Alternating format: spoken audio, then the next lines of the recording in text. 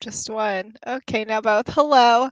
Hey guys, welcome back to my stream. Thank you for joining me. I'm just pasting stuff from the comments and doing all that. My GoFundMe. So thank you for your patience and watching me do this. Slash, I lost my mouse. Don't know where it is. There it is. Yeah. Thanks for watching me try to post links and everything. Uh, Today we are talking. I'm talking about living with cPTSD and healing. Yeah. So hello, hello to all watching. Oh, it has been ages. Hello. It's nice to see you. So let me go blah, blah, blah, and go back in a little bit and just tell you about how my dance show went. So it happened. The GoFundMe is on the links. I'm going to close the GoFundMe today. The performance and the advanced screening of my dance film went amazing on Sunday, and the talk back went amazing. And it was if you don't know about my show that I did a whole show about people struggling with mental illness or their mental health. So the film was about three sister warriors struggling with the fact that one, they're supposed to be like the savior of the world, but also waking up and being damaged and not at home and figuring out what are we supposed to do and being divided because not everyone wants to save the world. And so basically, that whole film was a lot of societal pressures put on women and talking about that and talking about trauma and talking about relationships and how you deal with them and stress at the same time, whether or not you deal well. I think a lot of the film, we don't deal well with what we were given and the stress we're put under. So that's kind of the conflict of the film. With the stage work, it was about a support group, and you saw their different stories. Uh, there were spoken parts, and then there was a lot of dancing because it was a dance show. Uh, so one of the things that we portrayed was domestic abuse. Another one was grief. We portrayed uh, people not being able to talk. It was a whole thing. And people, I was very glad and I was very grateful because I feel and I know that the audience really related with what we put out there, and my dancers were amazing performers, and it was such an emotional show. It was really heavy, and so my dancers really went for it. It went really great, and the audience responded really well, and they felt seen, and they felt a lot of emotion. So it was such a fulfilling night. And we had a Q&A, we had a talk back, which I like super believe in because the audience gets to know like the cast and the crew and everyone outside of the thing that they made, especially because our show was so heavy, but everyone and the cast and crew was super funny. So even though we were talking about mental illness and stuff like that, like you got to see everyone's personality come out. So I really enjoyed that. Uh, and I don't think I could be happier with the process. Bringing it back to live cPTSD. So I feel weird because I know I'm happy, like everything went so well. I'm so grateful. I am kind of still on that. My emotions are more like muted, and I'm still kind of numbed out. So like I know I feel happy, or like I know this is something I would be really happy about. I don't know how to explain it. Like I know I'm happy. I don't feel it very much, and I wish I did. And I felt some of it, and I feel a lot of gratitude and a lot of like, wow, like what a great experience. I just wish like I felt it bigger, which is fine. That's just where I am right now. I will just hope that it hits me at some point. Uh, and the reason why I showed my works is because I wanted to show different healing processes. So for the film, they woke up, they are like literally damaged, like their head, their chest, and their hands are damaged. And um, for the film, for that, their story of their healing was just kind of like the beginning, like, they're not even it's like pre-healing. They're, like, dealing with fallout, and they're trying to figure out how to survive and work, so it's kind of like all the pre-healing stuff, no one knows that they have to heal. It's kind of that, when you are in survival mode, it's really hard to heal anything in survival mode because 'cause you're just trying to survive, and that takes a lot of energy, that takes a lot of you I'm just speaking in circles, like, it takes a lot of energy because it takes a lot of, like, your brain trying to figure out what it's gonna do, or you're just freezing, and not doing anything because 'cause you're, like, astounded and you're like, "I really can't do anything," and that has its own use of energy, which is really difficult. So the film was, like, pre-healing, and more about, like, interpersonal relationships and how they were trying to make those things work, and not even well, maybe one person was trying to heal them, but, um, mostly it was just yeah, it was, like, the dynamics of people and what they want being off and how it's hard to choose to move forward when you all want different things. And then for the second part, which again was a group therapy session, that really for me, like, it was really heavy, but I wanted to show, like, that this is part of healing. Like, a lot of times, I think when people think of healing, they think of self-soothing coping mechanisms, like meditating, can be really healing, going into nature and all that. And that is really healing. Those are parts of healing. Those are different things you can do to heal. And then I wanted to show a group therapy session because in my experience, they're not fun. It is really hard, and you're there because you know that these people do relate to you. Going to a group therapy session, it's like, in my experience, has been like nicer because, and I talked about this before, like what you say isn't shock value. It's not like, I think I talked about this last time. Unfortunately, sometimes when you share your trauma with people who want to know, it upsets them. And then you end up taking care of those people because they're crying about your trauma because it's a lot, but then you end up taking care of them. So that doesn't always happen, but it happens. So going to something like a group therapy session or like a support group like really helps because it's just like it's not new to them. Like they kind of get it. It might not be exactly the same, but you don't have to worry about taking care of someone else there while you are sharing your story. So they're nice. They're nice. Yeah. I've been in a couple. One was clicky, that was weird, but, the support group is a form of healing, and it's a tough form of healing, being able to talk about your things is not easy. It is, like, one of the things we super don't wanna do because you are reliving the things that happen when you talk about them, at least a little bit. So I get it, but that tough part, the sharing, the talking about it, the somewhat reliving can be forms of healing. Sometimes for people, like for me, sometimes I know with my PTSD, the reliving, not good. Not great at certain moments. I think I talked about this previously or recently. I tried to get a free therapist through Medi-Cal, and so I had to go talk to this caseworker who was maybe gonna be, like, my social worker, I don't know, but basically she,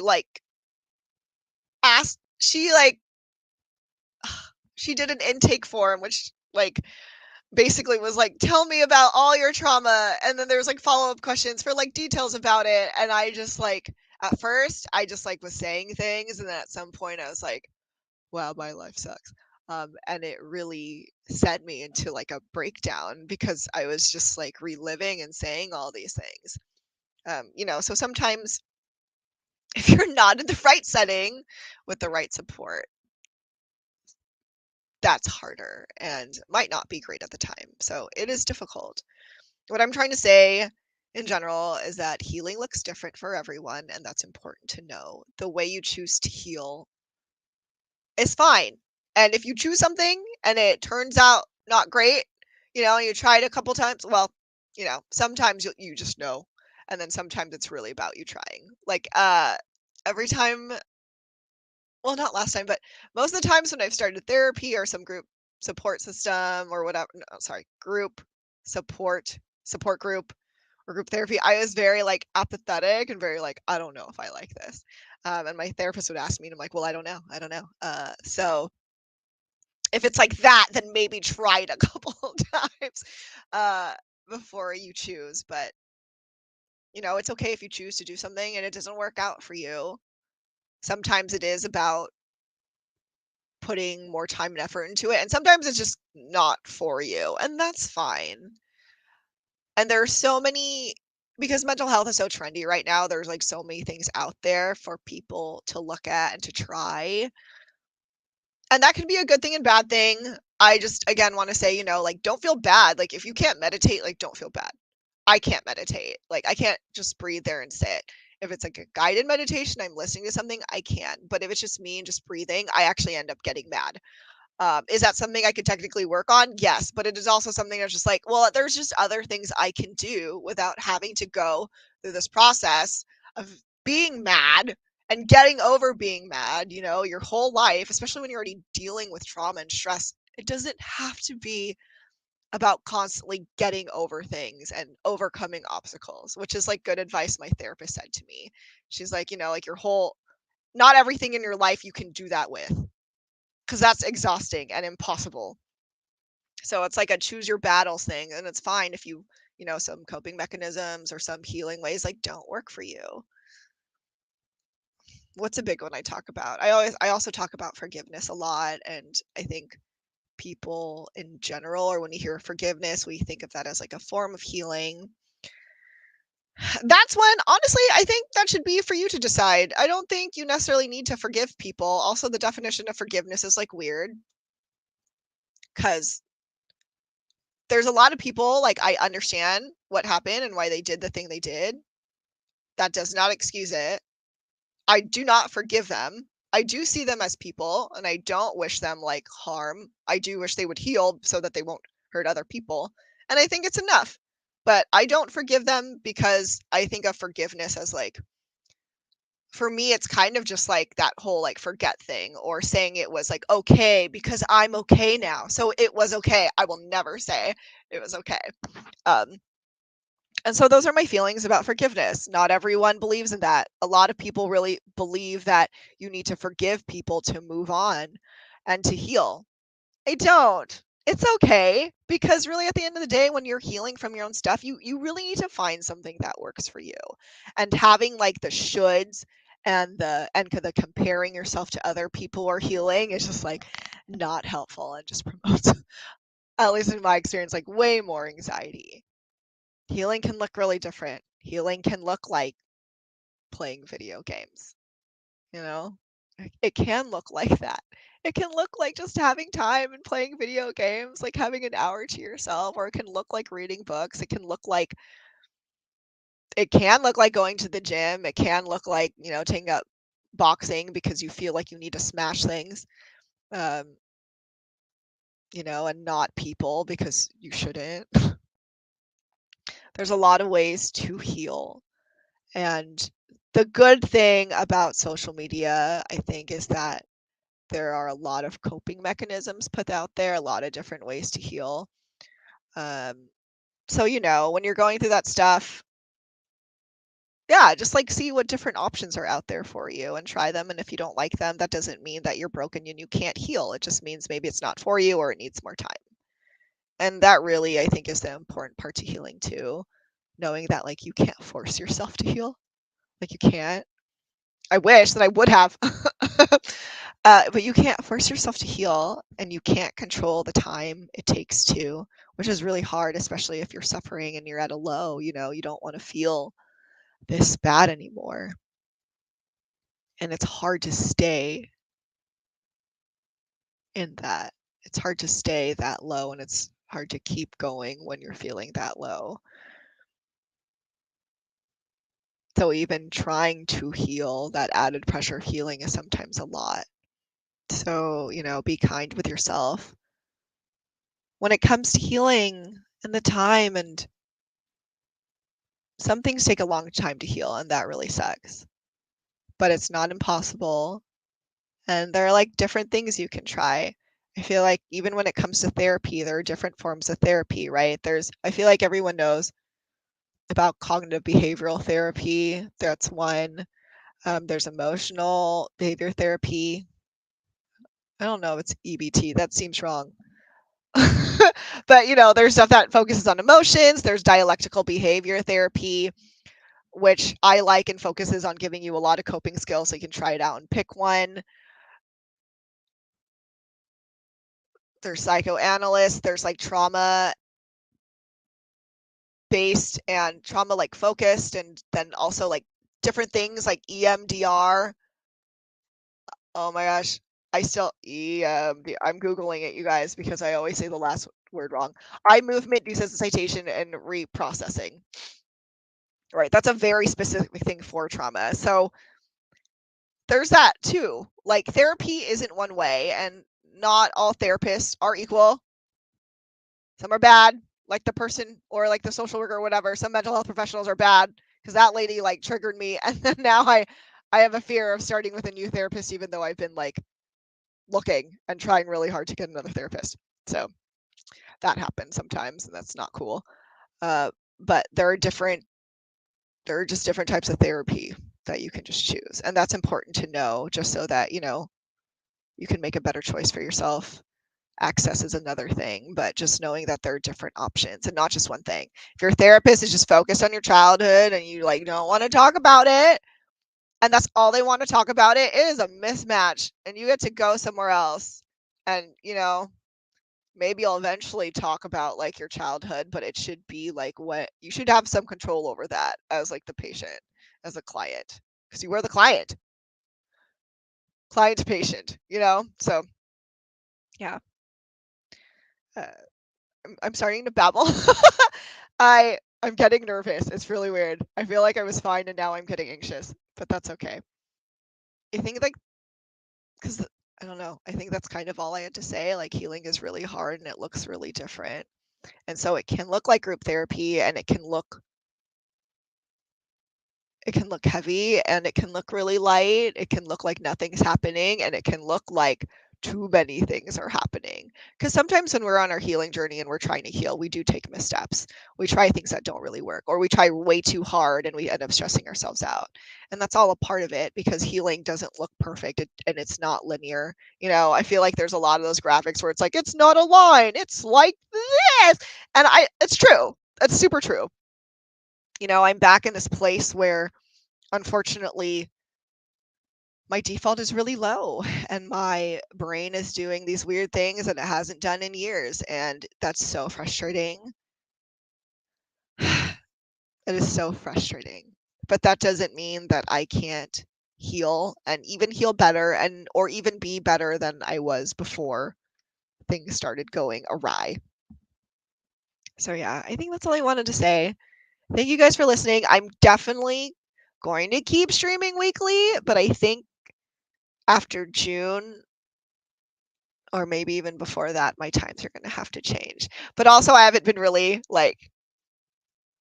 I've been really bad at advertising just because I'm doing other stuff. I don't feel bad about it. It's fine. So thank you for tuning in. If you tune in, if you still want to support my dancers, the link is there. I'm closing it tonight. They did amazing.